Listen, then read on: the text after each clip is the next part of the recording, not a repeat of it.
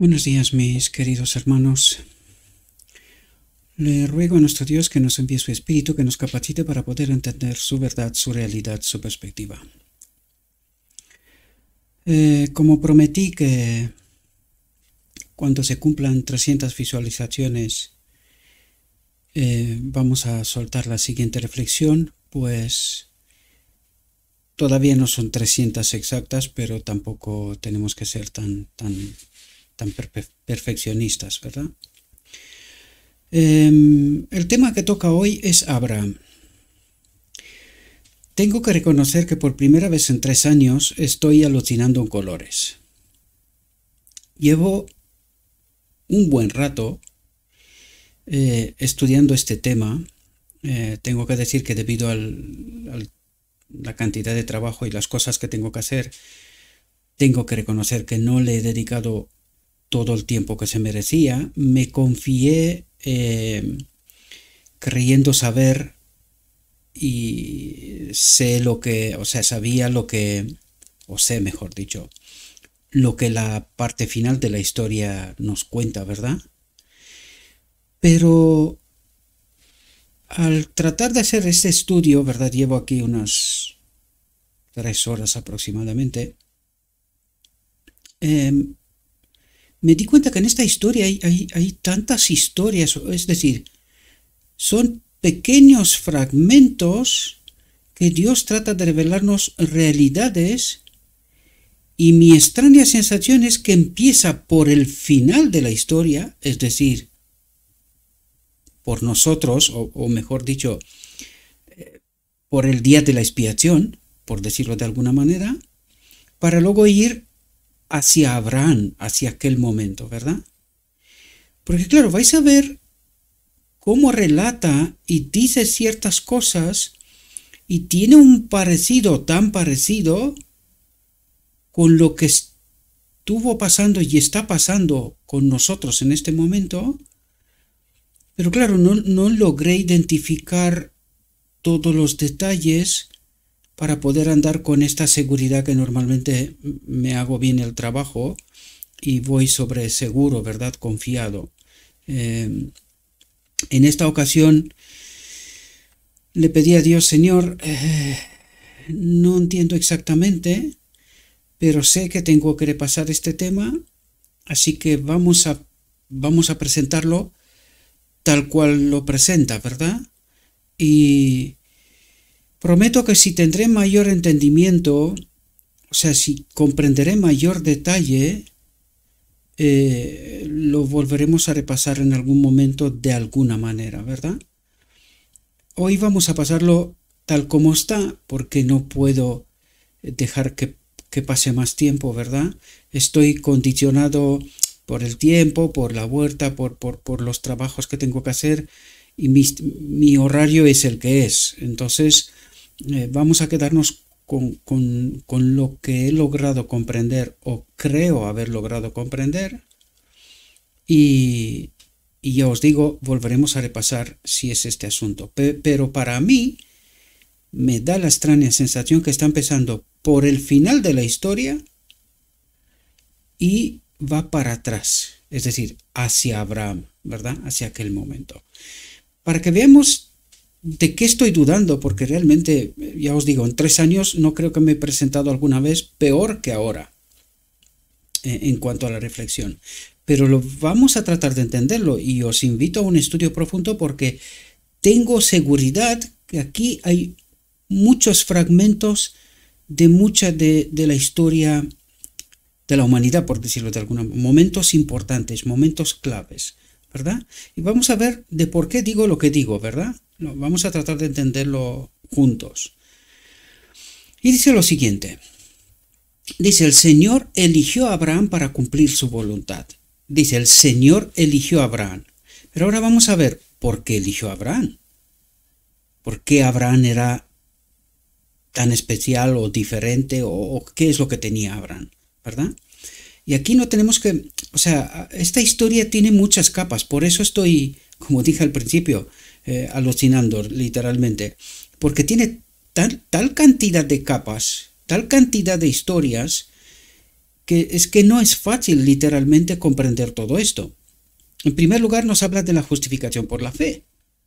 Nos habla de Abraham y Abraham nos habla de esto, de la justificación. Es el padre de la fe, ¿verdad? El padre de la nación judía, pero también de nosotros hasta el final del tiempo. La promesa de Dios fue esta, ¿verdad? Entonces, dice, el Señor eligió a Abraham para cumplir su voluntad. ¿Pero por qué? Aquí también hay un patrón de cómo Dios escoge a sus mensajeros, a sus siervos, ¿verdad? A través de los cuales Dios escoge manifestarse, ¿verdad? Y dice, le indicó que dejara su nación idólatra y se separara de su parentela. Aquí habla de o sea, a nivel personal, también a nivel como iglesia, y no escapa de esto de vista, ¿verdad? ¿Por qué? Porque vais a ver que, como os dije, mi sensación es que empieza por la Odisea, por sus inicios. Y eso se le indicó que dejara su nación idólatra, las iglesias que estaban en apostasía, en el lugar santo, ¿verdad? Y se separara de su parentela. El Señor se había revelado a Abraham en su juventud. El Señor se revela a esta iglesia, la Laodicea, justamente a partir de 1844. Hago este paralelismo porque lo vais a ver, que tiene un parecido que dices, no puede ser, aquí tiene que hablar de esto, ¿verdad? Dice, el Señor se había revelado a Abraham en su juventud, es decir, el Señor se revela a la Odisea en sus inicios, ¿verdad? Y le dio entendimiento, el espíritu y profecía, y lo preservó de la idolatría. Y lo preservó de la idolatría. ¿Qué significa esto? Ellos no tuvieron la doctrina de la Trinidad, adoraban al verdadero Dios, ¿verdad? Dice, quiso hacer de él un ejemplo de fe y de verdadera devoción para su pueblo que viviría después sobre la tierra. Es un paralelo, pero vais a ver que muchas cosas se encajan. No la perfección, o al menos debo desconocer cosas de nuestra historia aún. No me encaja la perfección, pero encaja con muchos detalles. Fijaos lo que dice. Dice, su carácter se caracterizó por la integridad, la generosidad y la hospitalidad. No pensad solo en Abraham, pensad en el final de la historia, pensad en la primera generación, ¿verdad? Su carácter, ¿quién acompañó en la primera generación? Cristo, ¿verdad? Su carácter, su verdad, se caracterizó por la integridad, la generosidad y la hospitalidad. Se hizo respetar como un poderoso príncipe entre el pueblo. Su reverencia y amor a Dios y su estricta obediencia en el cumplimiento de su voluntad le granjearon el respeto de sus siervos y vecinos, iglesias, pueblos y naciones, ¿verdad? Su ejemplo piadoso y su recto proceder, unidos a sus fieles instrucciones a sus siervos y a toda su casa, les llevaron a temer, amar y reverenciar al Dios de Abraham, no un otro Dios. Recuerde que al principio el Señor se había revelado a Abraham en su juventud, le dio entendimiento y lo preservó de la idolatría, de adorar a un falso Dios, ¿verdad? Dice, también le dio a conocer, mediante la figura del horror de las grandes tinieblas que le sobrevino, la larga y servil esclavitud de sus descendientes en Egipto. También hay un tipo con nosotros. A partir de 1888, al rechazar el mensaje Cristo nuestra justicia, que era el mensaje final en realidad, ¿qué nos dijo? El Espíritu de Cristo, de Dios, se retiró, o el Espíritu Santo si queremos, y empezamos a caminar ¿hacia dónde? Hacia Egipto. Paralelismo también aquí. También le dio a conocer mediante la figura del horror de las grandes tinieblas que le sobrevino, la larga y servil esclavitud de sus descendientes en Egipto. ¿Verdad? Dice, al principio, Dios dio a Adán una sola esposa. Cuando estamos pensando en esposa, piensen también en iglesia, ¿vale? Estamos pensando en una iglesia. Por lo tanto, al principio, Dios dio a Adán una sola esposa, mostrando así su orden. ¿Dónde está el orden de Dios? En la iglesia. Nunca diseñó que el hombre tuviera una pluralidad de esposas. Ahí, en cuanto a la iglesia, ya hablamos. Primero es el primer escalón es la familia, marco del patriarcado, ¿verdad? Esto lo puso Dios, no tengo que hablar yo y tratar de explicar todo esto, pero quiero explicaros todos esos parámetros, ¿verdad? De este orden de Dios. Y luego las familias en el marco del lugar de reunión, donde es el siguiente escalón de lo que significa la iglesia, el orden de Dios, ¿verdad? Dice, nunca diseñó que el hombre tuviera una pluralidad de esposa, es decir, que el hombre sirva a dos iglesias, a dos entendimientos, a dos dioses, o, en fin, espero que entendamos, es decir, trato de ampliar la imagen, la perspectiva, para que podamos entender que no habla solamente de Abraham aquí, sino que hay tipos y sombras de toda la historia. Y ya os lo digo que se parece mucho, empezando por el final hacia Abraham, ¿verdad? Empieza desde el final hacia para atrás. Desde el final, pensando en el final de la historia de la humanidad, ¿no? Dice, Lamec fue el primero que se apartó en este sentido de la sabia disposición de Dios. Tuvo dos esposas, lo que creó discordia en su familia. La envidia y los celos de ambas hicieron infeliz a Lamec. Cuando los hombres comenzaron a multiplicarse sobre la faz de la tierra y les nacieron hijas, las tomaron como esposas de todo lo que eligieron. Dice, este fue uno de los grandes pecados de los habitantes del viejo mundo, que atrajo la ira de Dios sobre ellos, la separación de Dios sobre ellos, ¿verdad? Esta costumbre se practicó después del diluvio y llegó a ser tan común que incluso los hombres justos cayeron en la práctica y tuvieron una pluralidad de esposas. Es como decir tener dos marcos de teología, por decirlo de alguna manera, porque cuando te refieres a la esposa, que es símbolo de la iglesia, estamos hablando de un marco de entendimiento, de un carácter, se forma un carácter en el marco, en este orden que es la iglesia, en el marco de la iglesia, pero claro, cuando tienes dos, es decir, tienes una dualidad de teología, dualidad de entendimiento, como si tuvieras dos caracteres, cosa que es imposible, es decir, estás en idolatría. Y esto es lo que le está pasando a la Odisea, en realidad, ¿verdad? Dice, sin embargo, no fue menos pecado porque se corrompieron y se apartaron en esto del orden de Dios. Dice, el Señor dijo de Noé y su familia que se salvaron en el arca, por ti he visto justos antes de mí en esta generación. Noé tenía una sola esposa, un solo entendimiento, un solo Dios, una sola verdad. Y su disciplina familiar unida fue bendecida por Dios. Debido a que los hijos de Noé eran justos, es decir, seguían y obedecían a su padre, que seguía a Dios, ¿verdad? Fueron preservados en el arca con su padre justo. Dice, Dios no ha sancionado la poligamía en un solo caso. Era contraria a su voluntad. Él sabía que la felicidad del hombre sería destruida por ella, por la poligamía, ¿verdad? Por la dualidad, ¿verdad? La paz de Abraham se vio muy afectada por su infeliz matrimonio con Agar. Un matrimonio con otra esposa, con otra iglesia, con otro entendimiento, ¿verdad? Necesitamos entender estos tipos y sombras. Por eso os he dicho que y no es fácil, ¿verdad? Venir ahí y reconocer, no entiendo todo. Algo entiendo, porque eso es lo que tratamos de entender, pero no lo puedo explicar todo a detalle. Ya os dije que me quedé una hora ahí pasando y repasando y al final dije, Señor, habla tú. Esta es tu obra, no entiendo todo, pues habla tú. Diga lo que tengas que decir, ¿verdad? Y así que me tiré al agua y que Dios haga su voluntad, ¿verdad? Después de que Abraham se separó de Lot, el Señor le dijo, alza ahora tus ojos y mira desde el lugar donde estás, hacia el norte, hacia el sur, hacia el este y hacia el oeste, porque toda la tierra que ves te la daré a ti y a tu descendencia para siempre, y haré que tu descendencia sea como el polvo de la tierra, de modo que si un hombre puede contar el polvo de la tierra, también será contada tu descendencia. Dice, la palabra del Señor vino a Abraham en visión diciendo, no temas, Abraham, yo soy tu escudo y tu recompensa muy grande. Aquí yo creo que si me pongo a explicar todo lo que me ven en la mente, nos quedamos aquí mucho tiempo, pero vamos a intentar al menos.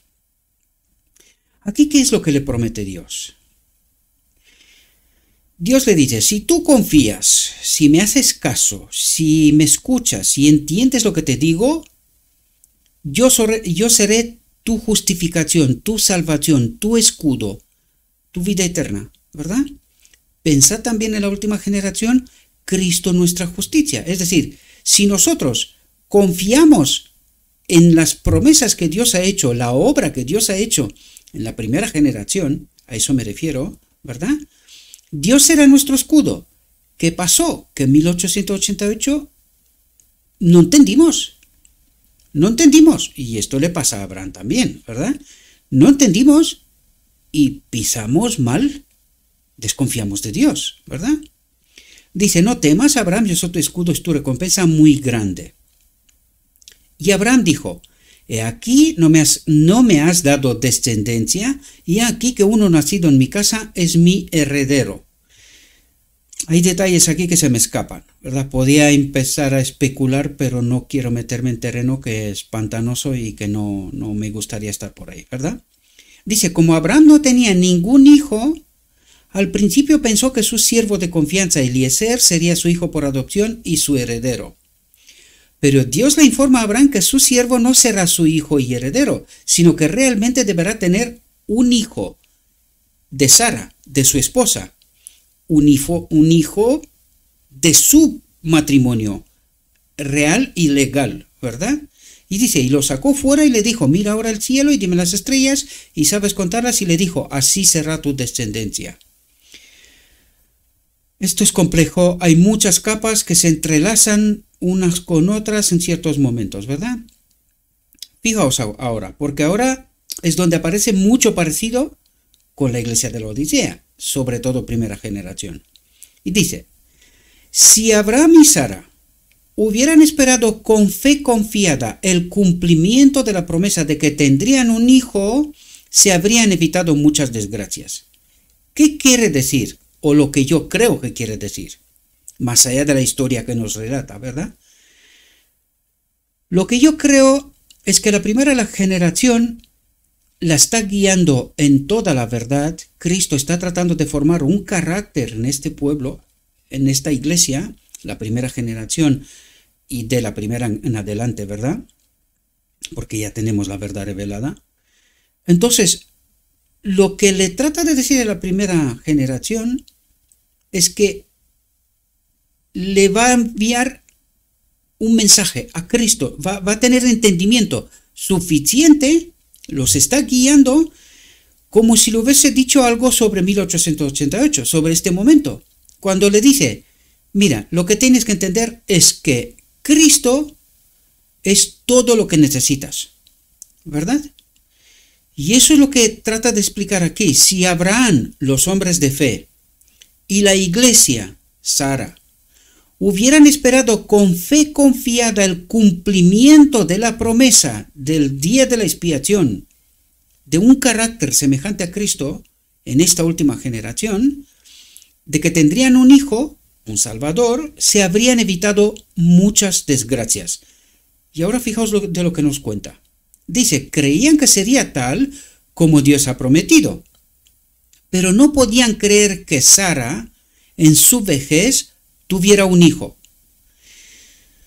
Lo que parece ser decir aquí que la iglesia no tenía las ideas claras, es decir, no creían lo que pasó en 1888, que esta fe, esta justificación por la fe, es simplemente confiar en las obras de Cristo. Lo único que necesitaban entender es cómo son nuestras obras. ¿En qué confiaron? En ellos, en guardar la ley. Habían descubierto los 10 mandamientos, ¿verdad? ¿Y confiaron en qué? En ellos. Porque, vamos a leer la frase de nuevo. Dice, creían que sería tal como Dios había prometido. Es decir, sabían que hay un día de la expiación y que se terminará como Dios lo dice, ¿verdad? Pero no podían creer que Sara, en su vejez, tuviera un hijo. Y es justo lo que pasó en 1888.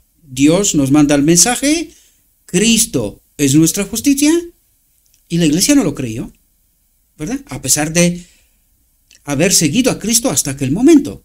A Dios, confiar en Dios, ¿verdad? Dice, Sara, la iglesia, sugirió un plan por el que pensaba que la promesa de Dios podía cumplirse. Exactamente lo que pasó. No, nosotros tenemos que obedecer la ley, ¿verdad? Por eso nos llamaban durante mucho tiempo legalistas.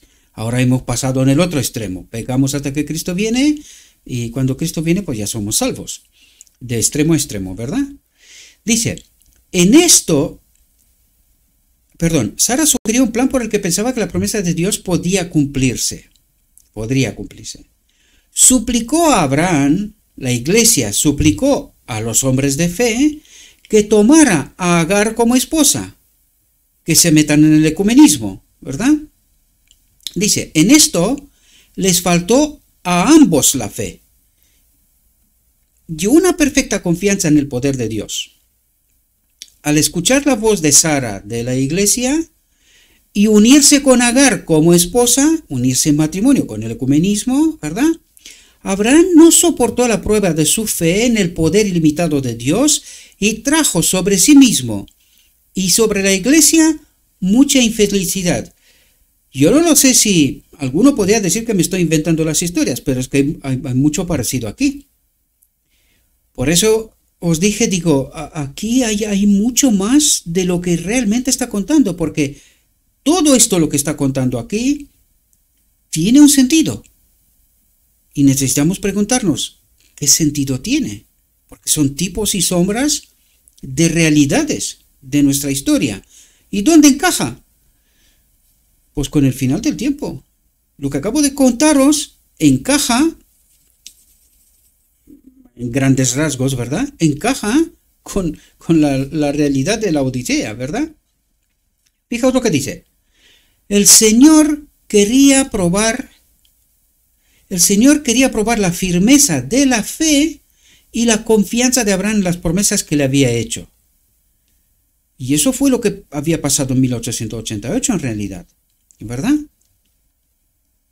Dice, Agar era orgullosa y jactanciosa, el ecumenismo, orgulloso y jactancioso, y se comporta con altivez ante la iglesia, ante Sara, la iglesia de derecho, que es la esposa de Abraham, ¿verdad? Agar era la sirviente en realidad. Pues fijaos lo que dice, Agar, ecumenismo. Agar era orgullosa y jactanciosa, y se comportaba con altivez ante Sara. Se halagaba a sí misma diciendo que iba a ser la madre de la gran nación que Dios había prometido hacer de Abraham. ¿Qué es lo que piensa el ecumenismo? ¿Por qué se han unido y con qué propósito en el ecumenismo todas las iglesias? Porque creen que ellas son la promesa que se ha hecho a Abraham, ¿verdad? Parecidos, casualidad, no lo sé. Vamos a decidirlo todos, ¿verdad?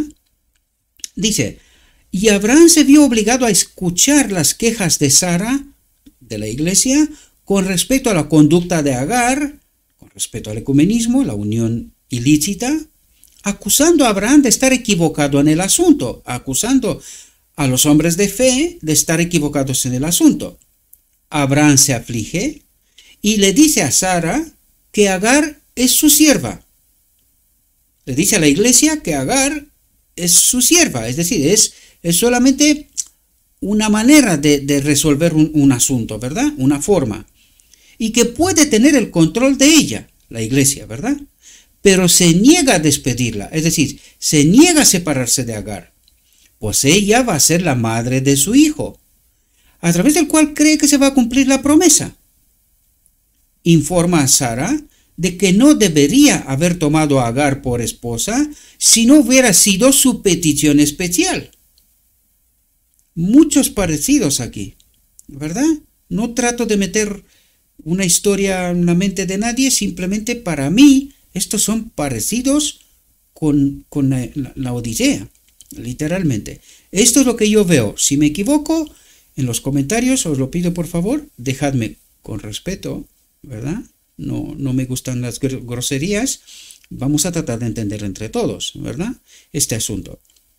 Dice, Abraham también se vio obligado a escuchar las quejas de Agar, es decir, los hombres de fe también se ven obligados a escuchar las quejas del ecumenismo por la teología que tiene Sara, la iglesia, ¿verdad? Por los abusos de Sara. Es decir, Sara trata por hombres como yo y como muchos otros que están en el marco de la iglesia, de la Odisea, tratando de advertir sobre las apostasías, ¿verdad? Que vienen a través del ecumenismo de Agar, ¿verdad? Sara siendo la Odisea. Dice, Abraham está perplejo, es decir, está en una condición que no sabe qué hacer. Y eso es lo que, bajo mi punto de vista, lo que le está pasando a la Odisea. Ya no sabe por dónde, ¿verdad? Dice, si trata de reparar los agravios de Agar, aumenta los celos y la infelicidad de Sara, su primera y muy querida esposa, iglesia, ¿verdad? Dice, Agar huye del rostro de Sara. A Agar no le gusta la teología y el carácter de Sara, la verdad, ¿verdad? De Sara, de la iglesia, de la Odisea.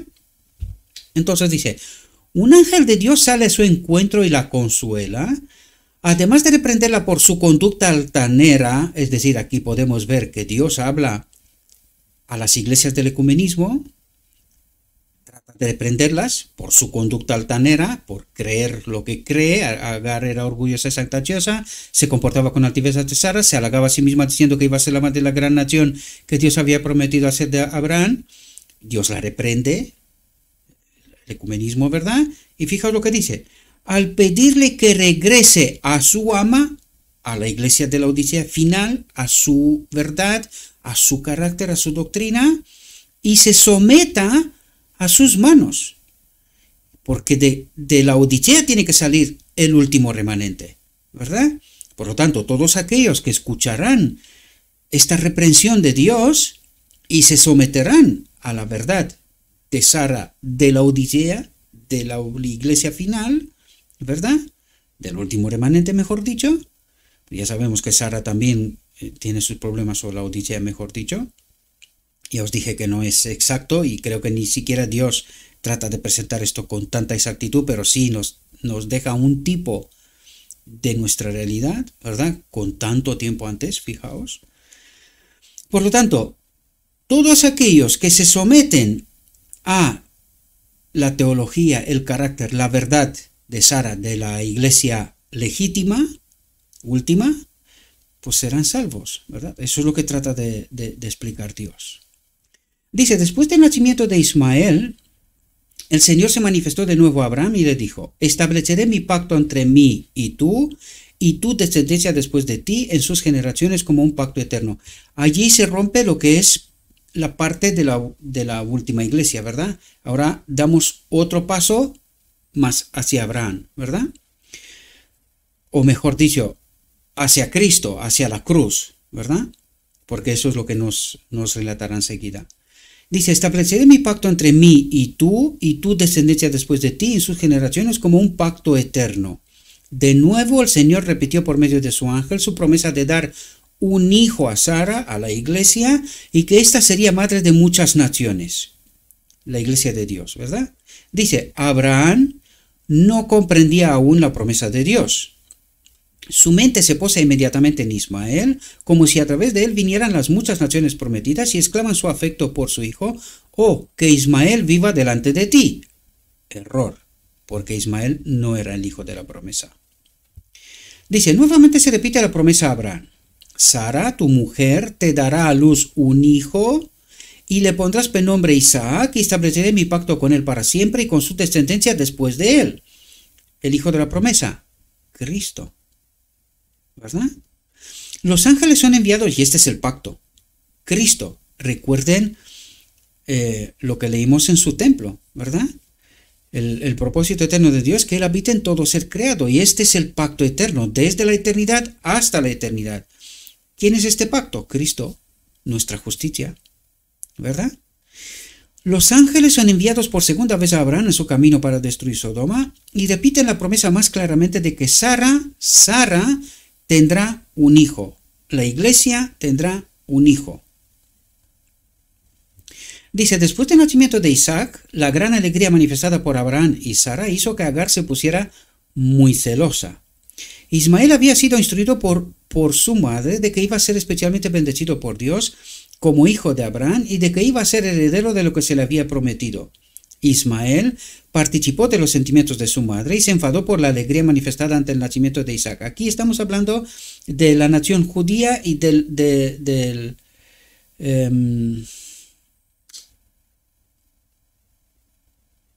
los árabes. Lo digo en términos generales, no me viene la palabra, ¿verdad? Es la iglesia escogida por Dios, la nación judía, y el hijo de Agar, los árabes, ¿verdad? Musulmanes, si queremos decir. Dice Ismael había sido instruido por su madre de que iba a ser especialmente bendecido por Dios como hijo de Abraham y de que iba a ser heredero de lo que se le había prometido. Ismael participó de los sentimientos de su madre y se enfadó por la alegría manifestada ante el nacimiento de Isaac. Despreció a Isaac, al pueblo judío, porque pensaba que era preferido antes que él, ¿verdad? Dice, Sara vio la disposición manifestada por Ismael contra su hijo Isaac y se conmovió mucho. Relató a Abraham la conducta irrespetuosa de Ismael hacia ella y hacia su hijo Isaac y le dijo, echa a esta esclava y a su hijo, porque el hijo de esta esclava no será heredero de mi hijo ni siquiera de Isaac. Es decir, aquí podemos ver la eterna batalla entre los árabes y los judíos, la nación judía, ¿verdad? Dice, Abraham está muy afligido. Ismael es su hijo, amado por él. ¿Cómo puede despedirlo? Reza a Dios en su perplejidad, pues no sabe qué camino tomar. El Señor informa a Abraham por medio de sus ángeles que escuche la voz de Sara, su esposa, y que no permita que su afecto por su hijo o por Agar le impida cumplir con sus deseos. Por lo tanto, aquí se separan, ¿verdad? Porque este era el único camino que podía seguir para devolver la armonía y la felicidad a su familia. Abraham tiene la promesa consoladora del ángel de que Ismael, aunque separado de la casa de su padre, no moriría, ni sería abandonado por Dios, atentos, ni sería abandonado por Dios, que sería preservado por ser hijo de Abraham. Dios también promete hacer de Ismael una gran nación. Y esto lo vemos históricamente, es así, y no están abandonados por Dios. Es decir, de allí habrá también hijos de Dios, es decir, que serán salvos en toda la historia, pero también en la última generación. Yo he escuchado muchas historias sobre cómo Dios, en sueños, incluso en visiones, le aparecen a muchas personas de manera personal en el mundo árabe, ¿de verdad? Lo que pasa es que ahí ya sabemos que hay un conflicto terrible porque las restricciones son como son. Hoy día ya las vemos entre nosotros mismos, ¿verdad? Pues ¿qué vamos a contar de ellos, no? Pues ahí está. Abraham tiene la promesa consoladora del ángel de que Ismael, aunque separado de la casa de su padre, no moriría, ni sería abandonado por Dios, que sería preservado por ser hijo de Abraham. Dios también promete hacer de Ismael una gran nación, ¿verdad? Dice, Abraham era de una disposición noble y benévola que se manifestó en su súplica tan ferviente por el pueblo de Sodoma. Su fuerte espíritu sufrió mucho, estaba abatido por el dolor y sus sentimientos paternales. Se vieron profundamente conmovidos cuando envió a Agar y a su hijo Ismael a vagar como extranjeros en una tierra extraña. Aquí estamos hablando del carácter de Dios. Abraham representa al Padre, ¿verdad? Dice, si Dios hubiera sancionado la poligamia, no habría ordenado a Abraham que despidiera a Agar y a su hijo. Con esto, quiso dar una lección a todos de que los derechos y la felicidad de la relación matrimonial deben ser siempre respetados y guardados a una costa de un gran sacrificio. Sara fue la primera y única esposa verdadera de Abraham. Tenía derechos como esposa y madre que ninguna otra podía tener en la familia. Reverenciaba a su esposo llamándolo Señor, pero estaba celosa de que su afecto se dividiera con Agar. Lógico y normal, ¿verdad? No puedes estar entre dos aguas, entre dos realidades, a pesar de que el error le pertenecía a ella y a Abraham también, ¿verdad? Dice, Dios no reprendió a Sara por el camino que siguió. Abraham fue reprendido por los ángeles por desconfiar del poder de Dios. ¿Quién fue reprendido en el marco de la familia? Dios no se dirige a Sara. ¿Os dais cuenta con quién habla?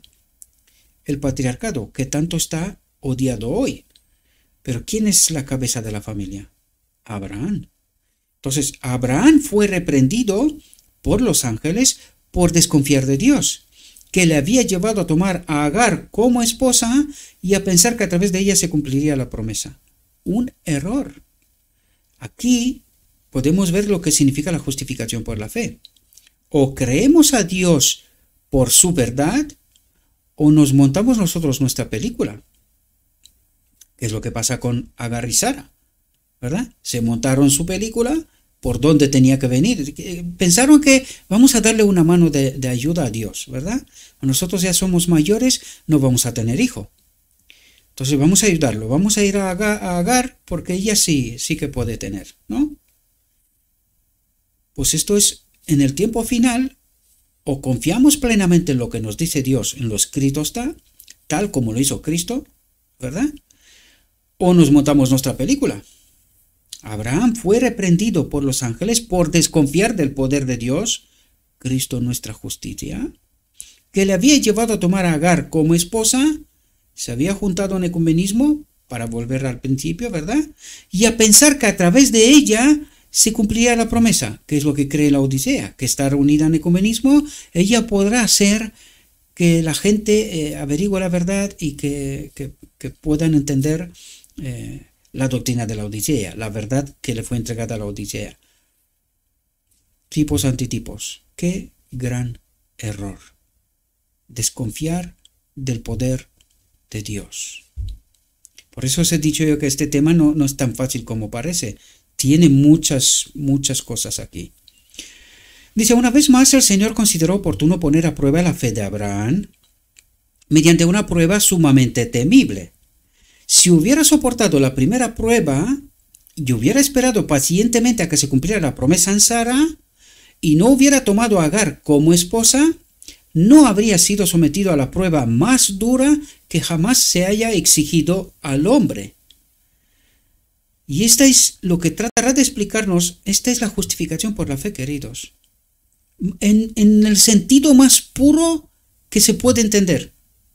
Fijaos, dice, el Señor le dijo a Abraham, toma ahora tu hijo, tu único hijo Isaac, a quien amas, y vete a la tierra de Moría y ofrécelo ahí en holocausto sobre la tierra de Moría y ofrécelo ahí en holocausto sobre uno de los montes que yo te diré.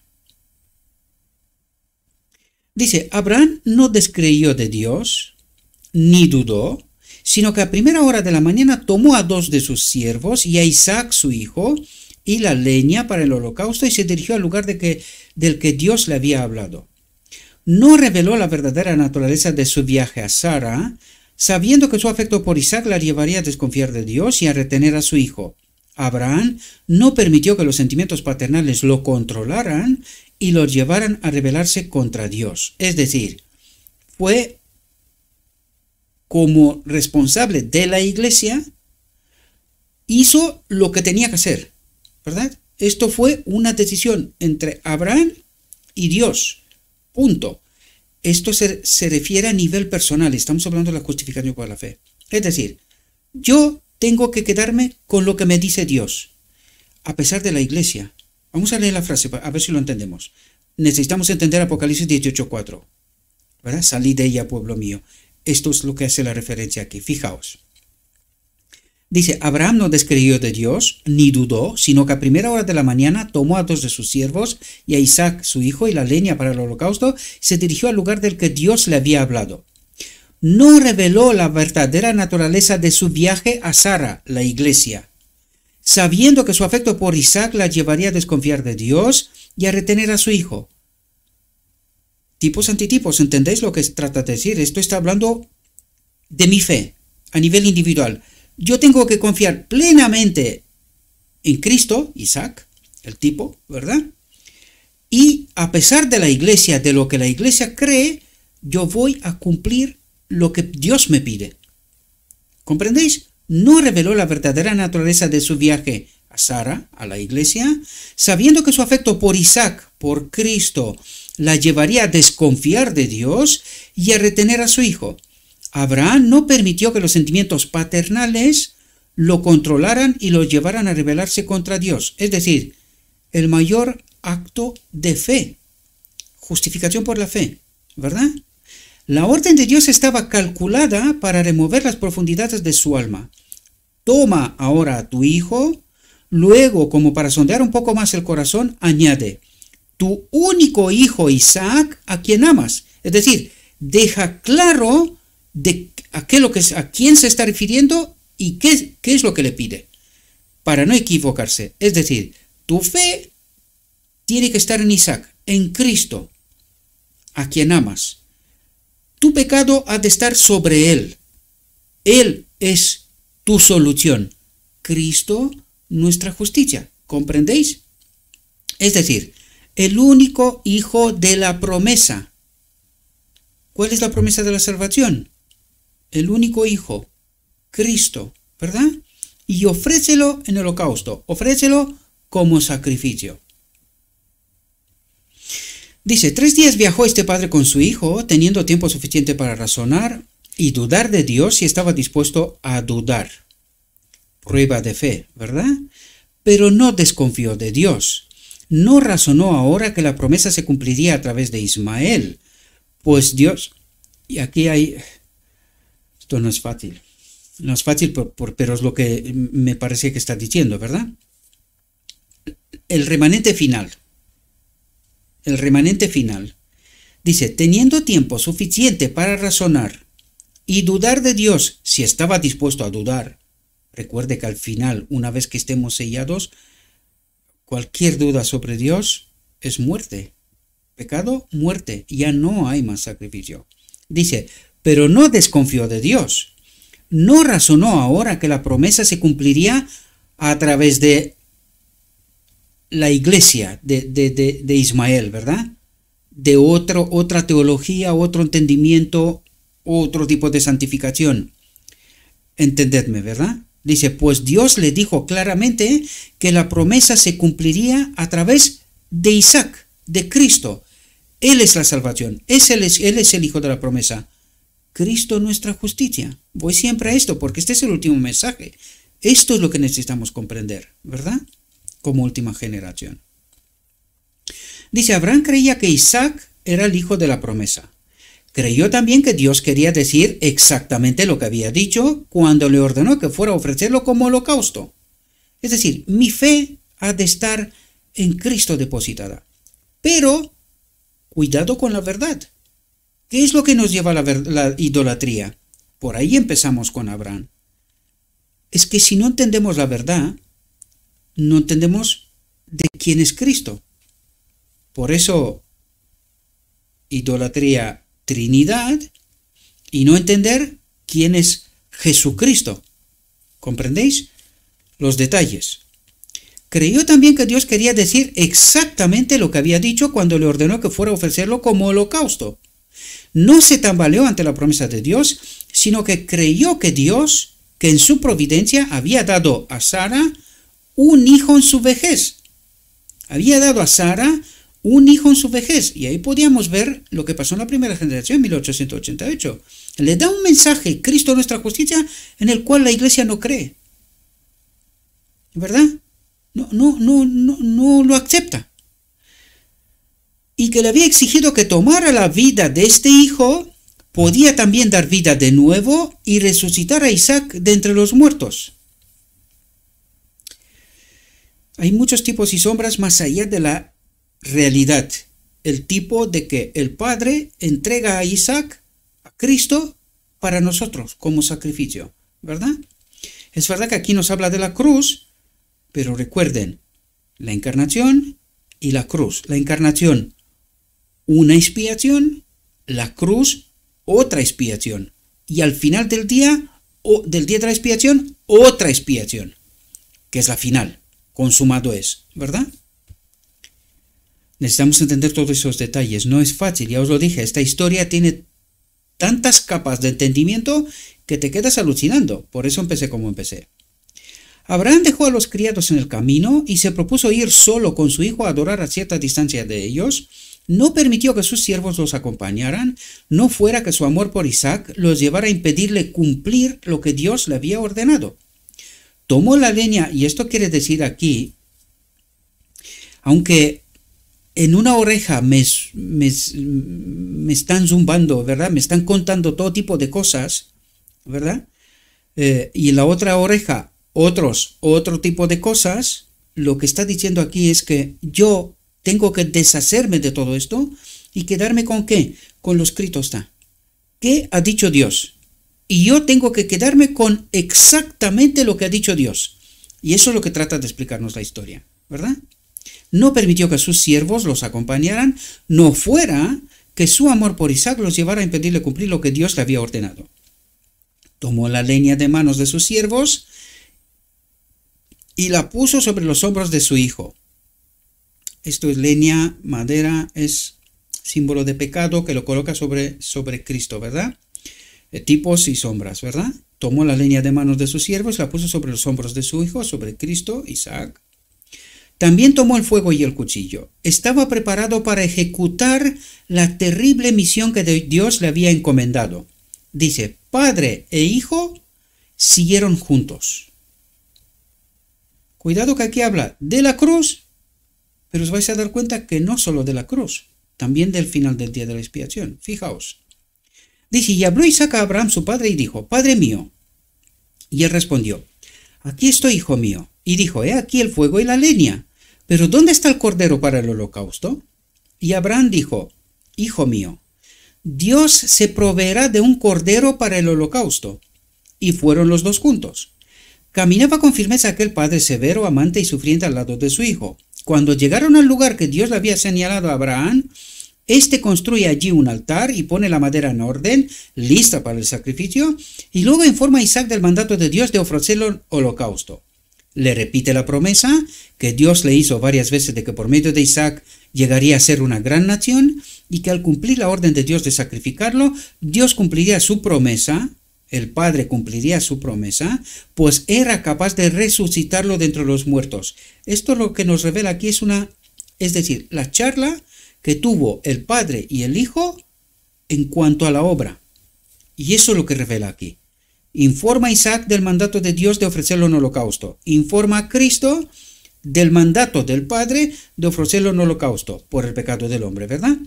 Le repite la promesa que Dios le hizo varias veces de que por medio de Isaac llegaría a ser una gran nación y que al cumplir la orden de Dios de sacrificarlo, Dios cumpliría su promesa, pues era capaz de resucitarlo de entre los muertos.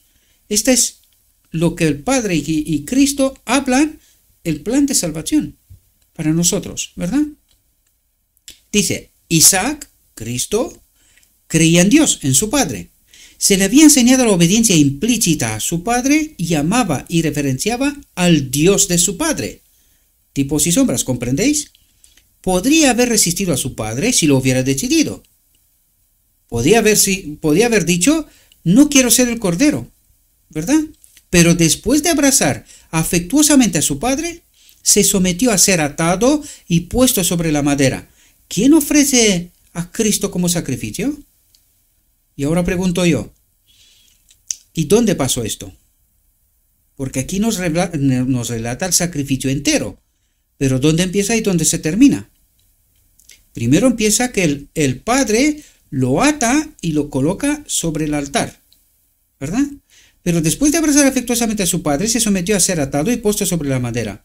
Y cuando la mano de su padre se levanta para matar a su hijo, un ángel de Dios que había marcado toda la fidelidad de Abraham en el camino a Moria, le llama desde el cielo y le dice, Abraham, Abraham. Y él dijo, aquí estoy. Y dijo, no pongas tu mano sobre el muchacho, ni le hagas nada, porque ahora sé que temes a Dios y a que no me has negado tu hijo, tu único hijo.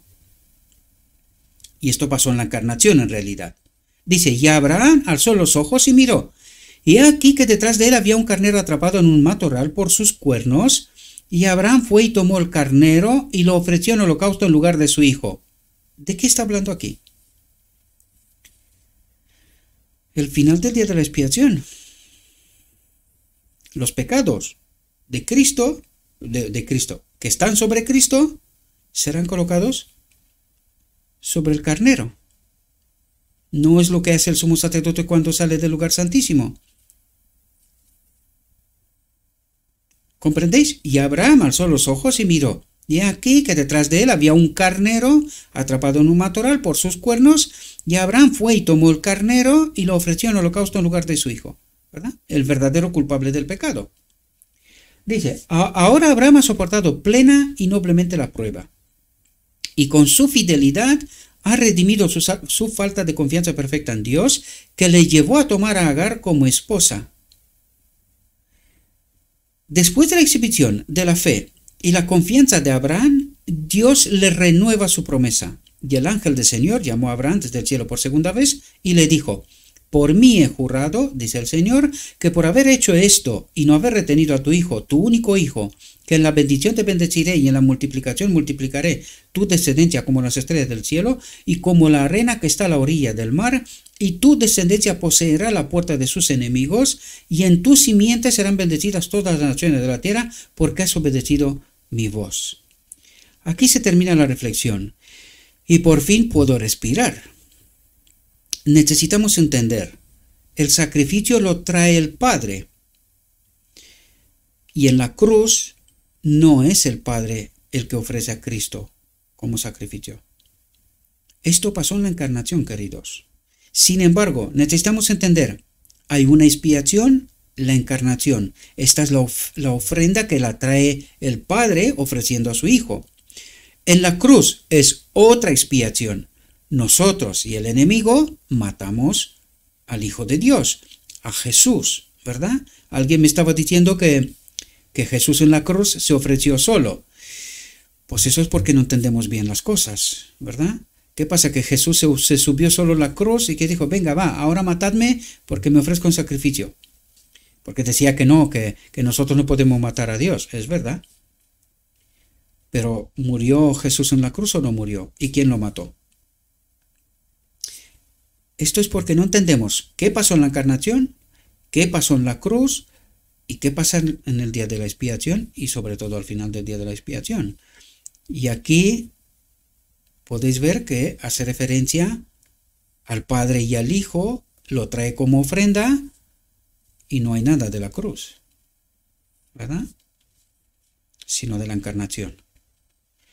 Hay que estudiar esto bien, con atención, porque no queremos equivocarnos, ¿verdad? Pero el sacrificio empieza en la encarnación y termina en la cruz, el sacrificio del hombre Jesucristo, pero todavía no está terminado. Hay una expiación al final del día de la expiación. Es decir, aún hay una obra que cumplir en el día de la expiación, y es la obra de Cristo, exclusivamente. Nosotros colaboramos. ¿Cómo? Nos santificamos en la verdad. Aceptamos su obra, entendemos la verdad, nos santificamos, nos purificamos de toda falsa doctrina y así podemos participar con un carácter semejante a Cristo en la boda del Cordero. Bien, si quedan flecos o cualquier otra cosa que no se haya entendido, pues tenemos el canal de Telegram, os invito a que participéis y también en los comentarios de YouTube, porque están abiertos, podéis participar, pues podéis dejar vuestras impresiones, ¿verdad? Y terminamos con el texto que siempre terminamos. Dijo mi guía, que es Cristo, todavía hay mucha luz que debe brillar de la ley de Dios y del Evangelio de la justicia. Este mensaje, entendido en su verdadero carácter y proclamado en el Espíritu, crecerá hasta alcanzar una importancia tan grande como apenas soñéis, y iluminará la tierra con su gloria. Y esto espero que ocurra, ¿verdad? Como siempre os lo he dicho, 300 visualizaciones y viene la siguiente. Veo que se ha entendido bastante bien este asunto, incluso en otros canales que no es el oficial. Se ha compartido este material, gracias os doy. Parece ser que esta regla funciona, así que vamos a estar con ella. 300 visualizaciones o una semana y soltamos la siguiente. Le ruego a nuestro Dios que nos envíe su Espíritu, que nos capacite, que podamos entender su verdad, su realidad, su perspectiva. Y os deseo, mis queridos hermanos, que tengáis un próspero día y en todo lo que os he dicho, os lo he dicho en nombre de Cristo Jesús. Amén.